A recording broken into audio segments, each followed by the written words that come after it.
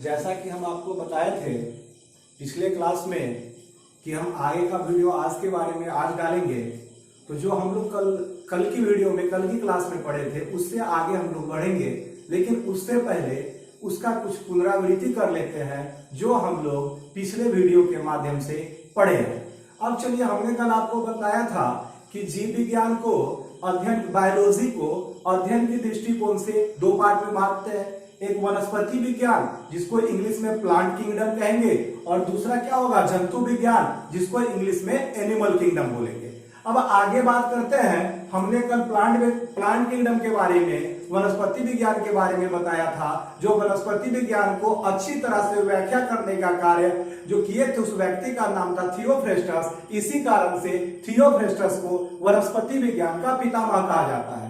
आगे हम चलते हैं। कल हमने आपको बताया था कि वनस्पति विज्ञान को भी दो पार्ट में बांटे थे, एक क्रिप्टोग्राम के माध्यम से, दूसरा फेनोग्राम के माध्यम से। फेनोग्राम वाली बात हम आगे पढ़ेंगे, अभी चर्चा हमको क्रिप्टोग्राम के बारे में करना है। हमने कल आपको बताया था क्रिप्टोग्राम का मतलब हुआ अपुष्पी पादप। अपुष्पी पादप कहने से तात्पर्य हुआ वैसा पौधा का समूह जिसमें पुष्प का निर्माण नहीं होगा, उस प्रकार के पौधा के समूह को हम लोग क्रिप्टोग्राम के नाम से जानते हैं। अब सिंपल सा फंडा है कि पुष्प का निर्माण नहीं होगा मतलब बीज का निर्माण नहीं होगा, और बीज का निर्माण नहीं होगा मतलब फल का निर्माण नहीं होगा। तो ये सिर्फ क्रिप्टोग्राम के संदर्भ में नहीं है, क्रिप्टोग्राम के अंतर्गत जो चीज आएगा, थैलाफाइटा, ब्रायोफाइटा, टेरियोडीफाइटा, ये सारी की सारी बातें सब पे अप्लीकेबल है। मतलब अगर क्रिप्टोग्राम अपुष्पी पादप है मतलब थैलाफाइटा भी अपुष्पी पादप होगा, मतलब ब्रायोफाइटा भी अपुष्पी पादप होगा, मतलब टेरियोडीफाइटा भी अपुष्पी पादप होगा। हम जिस किसी की बात करते हैं क्रिप्टोग्राम का मतलब होता है अपुष्पी पादप। अब आगे हम बढ़ते हैं। देखिए, सुनना है, थोड़ा सा एक छोटी बात बता रहे हैं। जैसा कि हमको सब लोग को पता है कि हमारा आपका मानव जाति का जो वर्तमान स्वरूप है, हम लोग मानव जाति पे ही समझते हैं, मानव जाति का जो वर्तमान स्वरूप है, इस स्वरूप की प्राप्ति एकाएक नहीं हुई। जैसा कि साइंस कहता है कि धरती पर जीवन का प्रारंभ जो हुआ वह जल में हुआ, मछली के रूप में हुआ, उसी मछली से रेंगने वाला कीड़ा बना, फिर धीरे धीरे डेवलप करके आज हम लोग यहाँ पर पहुंचे हुए हैं। तो वही उसी प्रकार से पौधा का भी जो उत्पत्ति हुआ वो एकाएक जो हमारे आपके अगल बगल में पौधा, वैसा पौधा जो फल के रूप में है उस प्रकार से नहीं हुआ। इसकी भी उत्पत्ति धीरे धीरे हुई, इसके भी शरीर का विकास क्रमिक रूप से हुआ। जिस प्रकार से एक मछली से शरीर का विकास होते हुए आज के वर्तमान स्वरूप में एक मनुष्य का कहिए या जिसका कहिए उस स्वरूप की प्राप्ति हुई है, उसी प्रकार एक छोटे पौधे से एक जिसका ऑर्गन डेवलप नहीं था उस प्रकार के पौधे से वर्तमान में जो प्रकार का पौधा हम देख रहे हैं उस प्रकार के पौधे की प्राप्ति हुई। थोड़ा सा सुनना है, आपको समझ में आएगा। यहाँ पे आपको एक बात याद रखना है। हमने आपको बताया कि जो पौधा है ना वो भी क्रमिक रूप में विकास किया है, ऐसा नहीं कि सीधा एक विकास कर गया। उसकी भी विकास जो हुई है एक क्रमिक प्रक्रिया का परिणाम ही पौधा का विकास है, वनस्पति विज्ञान का विकास है। अब चलिए आगे हम बात करते हैं। एक संवहनीय उत्तक होता है, टर्म समझिएगा, संवहनीय उत्तक। संवहनीय उत्तक, इस टर्म को समझना है। संवहनीय उत्तक जरा समझना है। जो पौधा कम डेवलप होगा उसमें संवहनीय उत्तक नहीं पाया जाएगा। जो पौधा कम डेवलप होगा उसमें संवहनीय उत्तक नहीं पाया जाएगा। जो पौधा ज्यादा डेवलप होगा उसमें संवहनीय उत्तक पाया जाएगा। जब भी हम एग्जाम के परिप्रेक्ष्य में क्वेश्चन को पढ़ते हैं तो थैलाफाइटा में संवहनीय उत्तक नहीं पाया जाता है, ब्रायोफाइटा में नहीं पाया जाता है, टेरियोडीफाइटा में पाया जाता है। जब इस सब का हम क्लासिफिकेशन करते हैं तो इसमें कंफ्यूजन का चांस बढ़ता है। तो बस एक ही बात याद रखना है कि संवहनीय उत्तक जिस पौधा में होगा वो कम डेवलप होगा, जिस पौधा में होगा वो ज्यादा डेवलप होगा, और जिस पौधा में नहीं होगा वह कम डेवलप होगा। अब आप लोग के मस्तिष्क में आ रहा होगा कि संवहनीय उत्तक होता क्या है। तो यहाँ पर दो चीज है, बस आपको इस नाम को जान लीजिए, इसके आगे हम इसका व्याख्या बाद में करेंगे।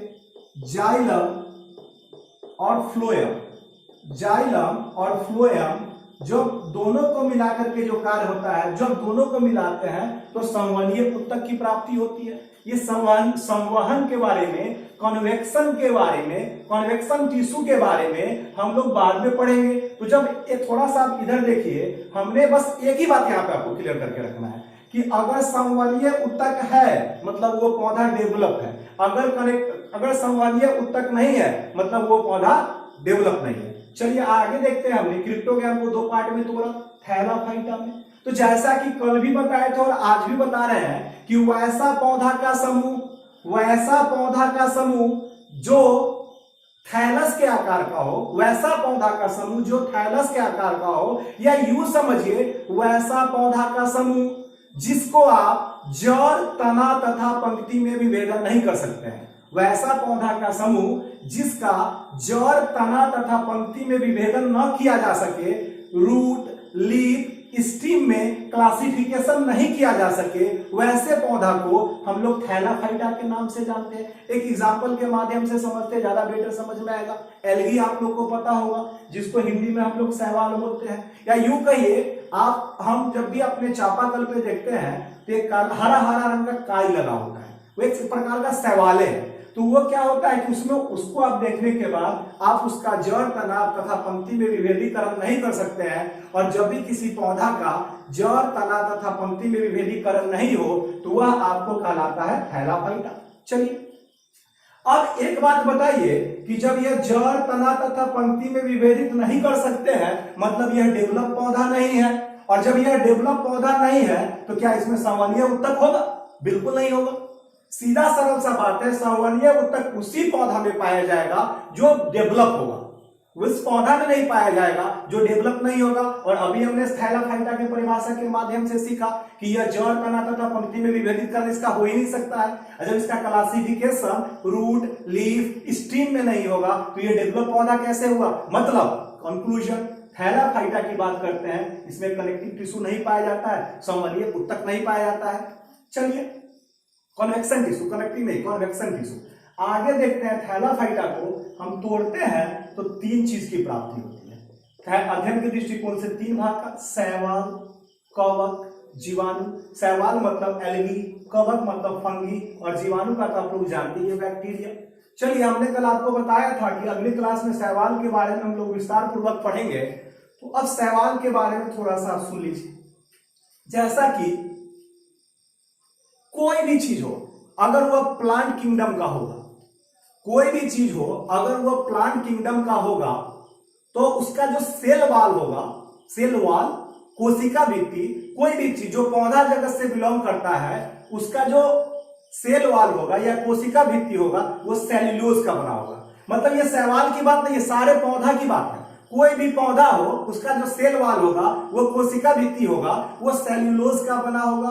तो निष्कर्ष क्या निकलता है कि शैवाल की कोशिका भित्ति किसकी बनी होगी? सेल्यूलोज की। हमने कल आपको बताया भी था कि आप अपने साथ एक कलम और कॉपी लेकर के बैठे, जो छोटी छोटी बातें हैं उसको नोट करें। बाद बाकी अगर बोर्ड के माध्यम से देख पा रहे हैं तो यहाँ पर तो हम समझाने का प्रयत्न करते ही है। तो मतलब शैवाल की कोशिका भित्ति क्या होगा? सिंपल सा बात है, शैवाल की कोशिका भित्ति किसकी बनी होगी? सेल्यूलोज की बनी होगी। अब देखना है शैवाल के बारे में।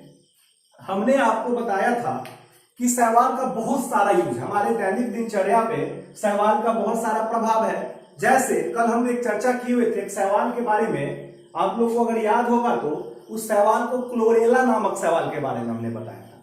क्लोरेला नामक शैवाल सुनना है, जो भी एस्ट्रोनॉट होते हैं, अंतरिक्ष यात्री होते हैं, वह क्या करते हैं कि अपने वायुयान के हौज में इस क्लोरेला नामक शैवाल को उगाते हैं। क्लोरेला नामक शैवाल को उगाते हैं मतलब क्लोरेला नामक शैवाल से आपको विभिन्न प्रकार के विटामिन, प्रोटीन, कार्बोहाइड्रेट की प्राप्ति होती है, जिससे एस्ट्रोनॉट को शरीर की ऊर्जा की प्राप्ति होती है।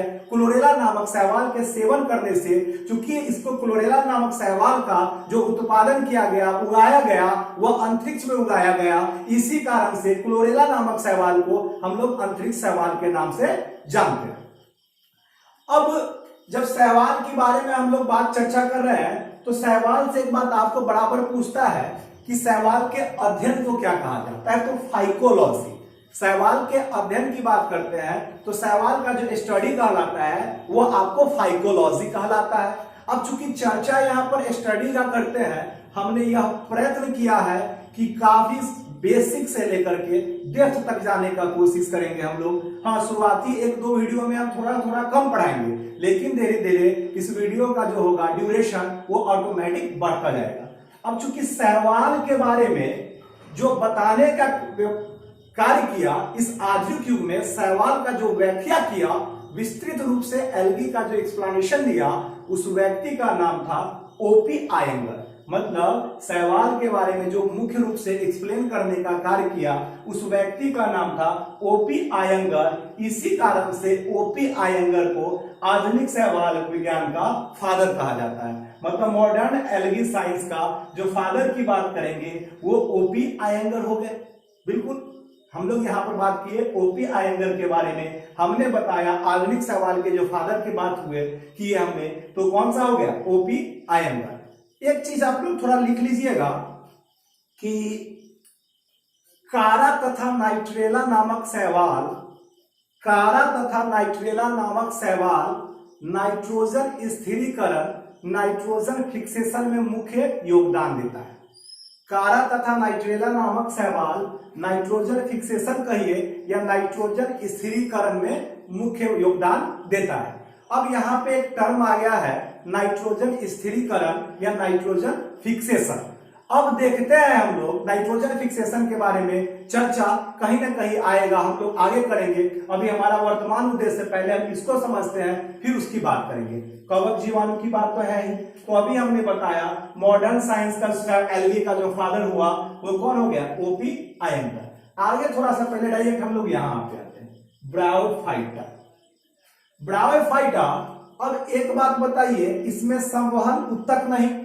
जब संवहन उत्तक नहीं तो सिंपल सा फंडा है कि यह डेवलप पौधा नहीं होगा। अब कुछ लोग जो अभी वीडियो देखेंगे, जब भी देखेंगे तो उनके मस्तिष्क में एक विचार आ सकता है कि संवहन उत्तक बिना मतलब का है, बता रहे हैं क्या रिक्वायरमेंट है इसका। तो याद रखिएगा, सीधा सरल सा बात है कि यह काफी इंपॉर्टेंट है और यह प्रीवियस ईयर में पूछा हुआ क्वेश्चन है, और जो भी क्वेश्चन एक बार पूछ दिया जाता है उसकी पूछने की संभावनाएं बढ़ जाती है। तो जब ब्रायोफाइटा में आपको संवहन उत्तक नहीं है, मतलब यह पौधा डेवलप नहीं है, सीधा सरल सा बात है।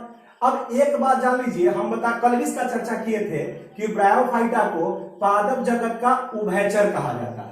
अब पादप जगत का उभयचर से मतलब हुआ वैसा पौधा का समूह। उभयचर का ही मतलब होता है, एम्फीबिया का ही मतलब होता है वैसा चीज जो जल एवं स्थल दोनों में निवास करने में सक्षम हो, वह क्या कहलाता है, एम्फीबिया। अब चूंकि इसको प्लांट किंगडम का एम्फीबियन के नाम से हम जानते हैं मतलब ब्रायोफाइटा वैसा पौधा है जो जल और स्थल दोनों भागों में निवास कर सकता है, दोनों भागों में पाया जाता है। इसी कारण से ब्रायोफाइटा को पादप जगत का उभयचर या पादप जगत का एम्फीबिया के नाम से जानते हैं। अब एक बात यह भी जान लीजिएगा, ये जो हम थैलाफाइटा की बात करते हैं, शैवाल की बात करते हैं, यह पौधा वैसा था जो सबसे पहले जल में उत्पत्ति हुई। जिस तरह से मनुष्य की उत्पत्ति सबसे पहले आपको जल में हुई, उसी तरह इस पौधा की उत्पत्ति जल में हुई। लेकिन ब्रायोफाइटा प्रथम स्थलीय पौधा है जो आपको क्या हुआ कि प्रथम स्थलीय पौधा माना जाता है। मतलब ब्रायोफाइटा वैसा पौधा है जो स्थल पे सबसे पहले उगा, इसी कारण से ब्रायोफाइटा को प्रथम स्थलीय पौधा के नाम से जाना जाता है। आगे देखते हैं, इसका कुछ नाम पूछता है कि ब्रायोफाइटा में बड़ा पौधा कौन सा है, छोटा पौधा कौन सा है, इसके कुछ एग्जाम्पल्स होंगे, उस सब बात का हम लोग अभी चर्चा करते हैं। अब एक जानते हैं स्फेगनम, ब्रायोफाइटा का एक आपको उदाहरण, एक ब्रायोफाइटा समूह में से एक प्रकार का पौधा है, उस पौधा का नाम है आपको स्फेगनम। क्या नाम हमने बताया आपको, गौर से देखिएगा, स्फेगनम। ब्रायोफाइटा के पौधा का एक प्रकार का प्रकार है, उसका नाम हमने आपको क्या बताया, स्फेगनम। तो स्फेगनम आप लोगों को भी जैसा पता होगा कि प्रथम वर्ल्ड वॉर में, प्रथम विश्व युद्ध में जो भी घायल सैनिक थे, प्रथम विश्व युद्ध में जो भी घायल सैनिक थे, उस घायल सैनिक के घाव को भरने के लिए रुई के जगह पे स्फेगनम का यूज किया जाता था। हमने आपको बताया ब्रायोफाइटा एक पौधा का समूह है जिसके अंतर्गत एक पौधा है स्फेग्नम। इस स्फेग्नम का यूज फर्स्ट वर्ल्ड वॉर में घायल जो भी सैनिक थे उस सैनिक के घावों को इलाज करने के लिए, भरने के लिए रुई के जगह पे आपको स्फेग्नम का यूज किया जाता था। और ये किसका प्रकार है स्फेग्नम? तो ब्रायोफाइटा का प्रकार है। अब ब्रायोफाइटा की बात करते हैं तो बड़ा पौधा कौन सा हुआ? डॉसनिया। ये कुछ फैक्चुअल है, कुछ फैक्ट है जो आपको रटना ही होगा। तो हमने बताया देखिए, और कोई भी चीज का आपको किसी भी पौधा के समूह की बात करेंगे आपको दो चीज आना चाहिए, एक बड़ा पौधा, एक छोटा, एक बड़ा एक छोटा। तो ब्रायोफाइटा का सबसे बड़ा पौधा कौन सा है? डॉसनिया। ब्रायोफाइटा का सबसे बड़ा पौधा कौन सा हुआ? डॉसनिया। और ब्रायोफाइटा का जो सबसे छोटा पौधा हुआ वो क्या हुआ? जुओपिसस। हमने बताया ब्रायोफाइटा का जो सबसे बड़ा पौधा होगा वो क्या होगा? डॉसनिया। और ब्रायोफाइटा का जो सबसे छोटा पौधा होगा वो क्या होगा? जुओपिसस। आगे देखते हैं हम लोग इस संदर्भ में जब हम बात करेंगे, ब्रायोफाइटा का चर्चा तो समाप्त हो गया, साथ ही साथ अब चूंकि ये जल और स्थल दोनों में निवास कर सकता है ब्रायोफाइटा, इसी कारण से ब्रायोफाइटा को पादप जगत का उभयचर कहा जाता है। अब देखते हैं ब्रायोफाइटा के बारे में, मतलब जब उभयचर है तो ये जल व स्थल दोनों में निवास करने में सक्षम है। और जब यह जल व स्थल दोनों में निवास करने में सक्षम है, मतलब ब्रायोफाइटा के अंतर्गत जो भी पौधा आता होगा उसमें जल धारण करने की अपार शक्ति होगी, अपार क्षमता होगा। मतलब ब्रायोफाइटा के अंतर्गत जो भी पौधा का समूह होगा उसमें जल धारण करने की अपार क्षमता होगी। इसी कारण से ब्रायोफाइटा जो है सो मृदा अपरदन रोकता है। भाई यह मृदा अपरदन कैसे रोका? मतलब बाढ़ से ग्रसित एरिया में अगर ब्रायोफाइटा प्रकार के पौधा को उगा दिया जाए, रोप दिया जाए, तो वह क्या करेगा कि जल को शोषण करने का काम करेगा, जल का अवशोषण करने का काम करेगा। और कुछ मात्रा तक ही क्यों ना हो, अगर कोई पौधा, बहुत सारा पौधा कुछ जल का अवशोषण करे तो वैसे कंडीशन में जल का एक बड़ा भाग अवशोषित कर लेगा, जिससे मृदा के अपरदन को रोका जा सकता है। चलिए आगे देखते हैं हम लोग। अब इसका एक रूप है यही क्रिप्टोगैम का ही, टेरियोडीफाइटा। क्या नाम बताया? टेरियोडीफाइटा। अब जब टेरियोडीफाइटा में हम आपको बता रहे हैं कि यह पौधा जो है जड़, तना तथा पंक्ति में विभेदित रहता है। मतलब टेरियोडीफाइटा क्रिप्टोगैम पादप समूह का एक इस प्रकार का पौधा है जो रूट, लीफ, स्टीम में विभाजित रहता है। टूटा हुआ तो उसको विभाजित कर सकते हैं। और जब यह जड़, तना व पंक्ति में विभाजित हो गया, दैट मीन्स यह डेवलप पौधा है। टेरियोडीफाइटा क्या हुआ? डेवलप पौधा है। और जैसे ही डेवलप पौधा होगा वैसे कंडीशन में क्या होगा? संवहन उत्तक पाया जाएगा। एक बात बिल्कुल याद रखना है, एकदम गांठ लगा लेना है इस संवहनीय उत्तक के बारे में। बस आप एक बात याद रखिए कि हम आपको बता रहे हैं कि अगर संवहनीय उत्तक है मतलब वह डेवलप पौधा है, अगर संवहनीय उत्तक नहीं है मतलब वह डेवलप पौधा नहीं है। तो जब टेरियोडीफाइटा में हमने बताया जड़, तना व पंक्ति सबका क्लासिफिकेशन आप कर सकते हैं, रूट, लीफ, स्टीम सबका क्लासिफिकेशन कर सकते हैं। जब सबका क्लासिफिकेशन कर सकते हैं तो टेरियोडीफाइटा क्या हुआ? यह विकसित पौधा हो गया। अब तो हम लिखा भी होगा कहीं संवहन उत्तक, तो जैसे इसमें संवहन उत्तक पाया जाएगा मतलब जाइलम और फ्लोएम पाया जाएगा। जाइलम और फ्लोएम की क्रियाएं होंगी। आगे बढ़ते हैं। अब देखते हैं, हमने एक चीज आपको एक एग्जांपल दिया है लाइकोपोडियम कि भाई ये लाइकोपोडियम क्या है? जिस तरह से क्रिप्टोगैम के अंतर्गत एक पौधा का समूह टेरियोडीफाइटा है, तो टेरियोडीफाइटा में एक पौधा का उप समूह है, एक उप पौधा है, उस पौधा का नाम क्या है? लाइकोपोडियम। और लाइकोपोडियम क्या करता है? जीवाणु दवा के रूप में इसका यूज किया जाता है। हम समझा रहे हैं इसको। हमने बताया टेरियोडीफाइटा का एक उप पौधा है लाइकोपोडियम, और इस प्रकार के पौधा जो भी आपको क्या बोलते हैं बैक्टीरियल डिजीज होते हैं, उस बैक्टीरियल डिजीज के निवारण के लिए लाइकोपोडियम का यूज किया जाता है। आगे देखते हैं। तो हमने बताया इसमें क्या होगा? संवहन उत्तक पाया जाएगा। अब सुनना है थोड़ा सा, उम्मीद करते हैं आप लोग को समझ में आ रहा होगा। ये सबसे बड़ा जो समस्या है यहाँ पर आप लोग के मस्तिष्क में, यह संवहनीय उत्तक हमको जो लग रहा है बार बार हंट कर रहा होगा। सीधा सरल सा बात है। तो इस संवहनीय उत्तक से पहले एक छोटा सा बात हम लोग समझने का प्रयत्न करते हैं। प्रयत्न क्या करना है? पौधा में दो क्रियाएं होती है। सामान्य उत्तर के अंतर्गत हमने बताया आपको कि दो बातों के बारे में चर्चा करते हैं हम लोग। एक क्या है आपको जाइलम, दूसरा जो बात हम लोग करेंगे इसके अंतर्गत वह आपको करेंगे क्या, फ्लोएम। शायद दिखाई ना दे रहा हो लेकिन आप लोग एक काम कर सकते हैं, सुन तो सकते हैं। हमने बताया सामान्य उत्तर का कन्वेक्शन टिश्यू के अंतर्गत दो प्रकार चीज, दो बात को हम समझते हैं तो कन्वेक्शन टिश्यू हम लोग को समझ में आ जाएगा। पहला चीज क्या है जाइलम, दूसरा चीज क्या है फ्लोएम। और ये जो कन्वेक्शन टिश्यू होता है यह टिश्यू सिर्फ और सिर्फ प्लांट किंगडम में ही पाया जाता है। हम अभी किसकी बात कर रहे हैं, कन्वेक्शन टिश्यू की, कन्वेक्शन टिश्यू की। और कन्वेक्शन टिश्यू किससे मिलकर बना हुआ है, जाइलम और फ्लोएम से। तो जब कन्वेक्शन टिश्यू सिर्फ और सिर्फ प्लांट किंगडम में पाया जाएगा, मतलब जाइलम और फ्लोएम क्या होगा, सिर्फ और सिर्फ प्लांट किंगडम में पाया जाएगा। अब दिक्कत क्या है कि सर समझ अब आप लोग के मन में आ रहा होगा कि सर यह जाइलम और फ्लोएम क्या होता है। छोटी सी बात है, हम समझते हैं। आपको हमको सबको पता है कि जब भी किसी पौधा को हम रोपते हैं तो उस पौधा में हम लोग खाद डालते हैं, मिट्टी डालते हैं, पानी डालते हैं। वह जिस प्रकार के पौधा को पोषक तत्वों की आवश्यकता होती है वह हम क्या करते हैं, पौधा में उसकी जड़ में डालते हैं। मतलब हमने पानी जड़ में डाला तो भाई उस जो जल की बात हम कर रहे हैं, उस जल का आवश्यकता पौधा के जड़ से लेकर के उसके ऊपरी भाग तक होगा। तो मतलब नीचे वाला जल ऊपर कैसे गया। अब एक बात सुनिए, आपको भी पता है कि पौधा प्रकाश संश्लेषण के माध्यम से अपना खाना स्वयं बनाता है। तो भाई प्रकाश संश्लेषण की क्रिया करने के लिए पौधा को कुछ ना कुछ आवश्यक मटेरियल की आवश्यकता होगी। वह आवश्यक मटेरियल उसको कैसे मिलता है, तो जड़ के माध्यम से। तो उस रूट के माध्यम से उस आवश्यक मटेरियल को पौधा की जो प्रकाश संश्लेषण की क्रिया है पत्ती में होती है, वहां तक जो पहुंचता है तो वो किस क्रिया के माध्यम से, जाइलम के माध्यम से। नहीं समझे, एक मिनट, आप सीधा सा एक चीज ले लीजिए कि हम यहां पे बात कर रहे हैं। यहां पे हम बात करें, मान लेते हैं कि यह जड़ वाला भाग है। यह क्या वाला भाग है, जड़। यहां पे जब आप पानी डालते हैं तो ये ऊपर तक पहुंचना चाहिए, तो किस क्रिया के माध्यम से पहुंचता है, तो जाइलम के माध्यम से। सीधा सरल सा एक लाइन में आप समझिए, ज्यादा माथा नहीं लगाना है।